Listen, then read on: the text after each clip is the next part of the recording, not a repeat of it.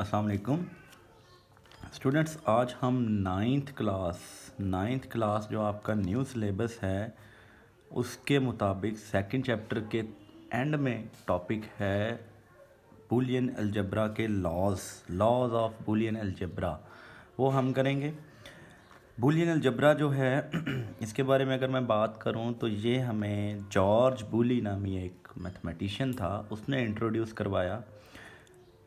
इसमें दो वैल्यूज़ होती हैं जो हमारी बाइनरी बिट्स जो है ना, जिन्हें हम बिट कहते हैं, उन पे ये डिपेंड करती हैं। यहाँ ये ऑन होती है जिसे हम 1 कहते हैं, यहाँ ये ऑफ होती है जिसे हम 0 कहते हैं। इसे ट्रू और फॉल्स भी आप कहते हो, ट्रू और फॉल्स भी कहते हो आप, ठीक है जी। बिट की बात करें तो bit stands for binary digit, bit को हम कहते हैं बाइनरी डिजिट। अब अगर बूलियन अलजेब्रा में हम आएँ तो हमारे पास 3 गेट्स आते हैं। एक हमारे पास एंड गेट आता है, एक हमारे पास और गेट आता है और एक हमारे पास नॉट गेट आता है। एंड को हम जो है डॉट से या प्रोडक्ट से, मतलब ज़रब देने से, जो है मल्टीप्लाई करने से हम ज़ाहिर करते हैं। जो आर है वो हमारा प्लस से या फिर सम को ज़ाहिर करता है, ऐड करने को, जमा करने को। और जो नॉट है वो निगेशन के लिए यूज़ होता है। इसके दो सिंबल्स हैं, एक तो ये एक्सक्लेमेशन मार्क है और दूसरा जो है ये निगेशन के लिए यूज़ होता है। ये ट्रू की वैल्यू जो है उसे फॉल्स करता है और फॉल्स की वैल्यू को ट्रू करता है। अब हम आते हैं एंड और नॉट के जो ट्रूथ टेबल हैं उनकी तरफ। ट्रूथ टेबल हैं ट्रूथ टेबल बनाने से पहले हमें पता होना चाहिए कि जितने वेरिएबल्स हैं, जो वेरिएबल्स हम इस्तेमाल कर रहे हैं, कैसे हमें पता चलेगा कि कितने कम्बिनेशन वो बना सकते हैं।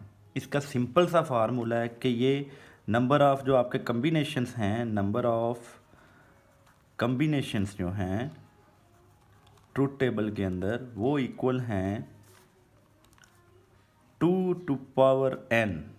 मतलब अगर हम एक यूज़ करते हैं तो हमारी 2n यानी कि 1 हो जाएगा, 2 कम्बिनेशंस बनेंगे, वो ऑन या ऑफ बिट होगी।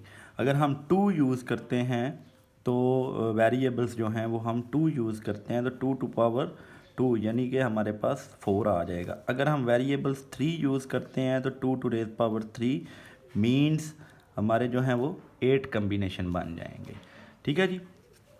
अगर हम इसे नीचे ट्रूथ टेबल को देखें जो एंड गेट का है, एंड गेट का जो हमारा ट्रूथ टेबल है उसके बारे में बात करें तो उसमें ए बी और ए डॉट बी जो है वो दिया गया है। क्योंकि एंड को आप डॉट से, मैंने ऊपर बताया है जी कि प्रोडक्ट से आप रिप्रेजेंट करते हो, तो ए डॉट बी जो है वो एंड गेट के लिए इस्तेमाल होगा। अब इसके कम्बिनेशन बनाएंगे। हमारे पास यहाँ तो एवरी वैल्यू जो है वो ट्रू होगी, मतलब ए और बी दोनों ट्रू हो सकते हैं, या दोनों में से एक ट्रू हो सकता है, एक फॉल्स हो सकता है। इनमें से दोनों में से एक ट्रू या एक जो है वो फॉल्स हो सकता है, या फिर दोनों फॉल्स हो सकते हैं। इसके अलावा और कोई आपकी जो है ना वो कम्बिनेशन नहीं बनता।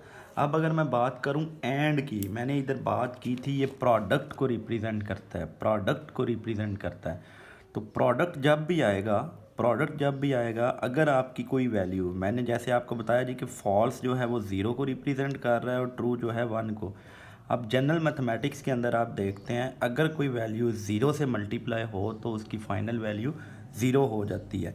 इसका मतलब है कि अगर एंड आपका जो ऑपरेशन है उसके अंदर कोई भी फॉल्स वैल्यू होगी तो उसकी टोटल वैल्यू जो है वो फॉल्स हो जाएगी। कोई भी फॉल्स वैल्यू होगी तो वो टोटल फॉल्स हो जाएगी। इसका हम रिज़ल्ट निकालते हैं। दोनों वैल्यूज़ ट्रू हैं तो ये हमारे पास ट्रू आएगा, ठीक है जी। दोनों वैल्यू में से कोई एक वैल्यू, मल्टीपल वैल्यूज़ भी हैं, अगर आपके 3 वेरिएबल्स हैं, 4 हैं, कोई एक फॉल्स हो जाएगा तो ये हमारे पास फॉल्स आ जाएगा। इधर भी हमारे पास एक फॉल्स मौजूद है तो ये फॉल्स आ जाएगा। इधर दोनों फॉल्स हैं तो ये दोनों फॉल्स हो जाएंगे। ये था आपका एंड, जिसे हमने प्रोडक्ट से रिप्रेजेंट किया। अब हम आते हैं और की तरफ, जो सम है, एडिशन है। हमें पता है जी कि हम जब भी कोई वैल्यू ऐड करते हैं, कोई भी वैल्यू हम ऐड करते हैं विद ज़ीरो, तो वो वैल्यू चेंज नहीं होती, जो वैल्यू इनिशियल होगी वो ही रहेगी। ऐसी बात ही है जी। तो इसमें भी हम कम्बिनेशन बना लेते हैं, 4 पॉसिबल कम्बिनेशंस हैं, ठीक है जी। उन्हें हम ड्रा कर लेते हैं और उसके अकॉर्डिंग हम इनकी वैल्यूज़ जो हैं वो निकाल लेते हैं।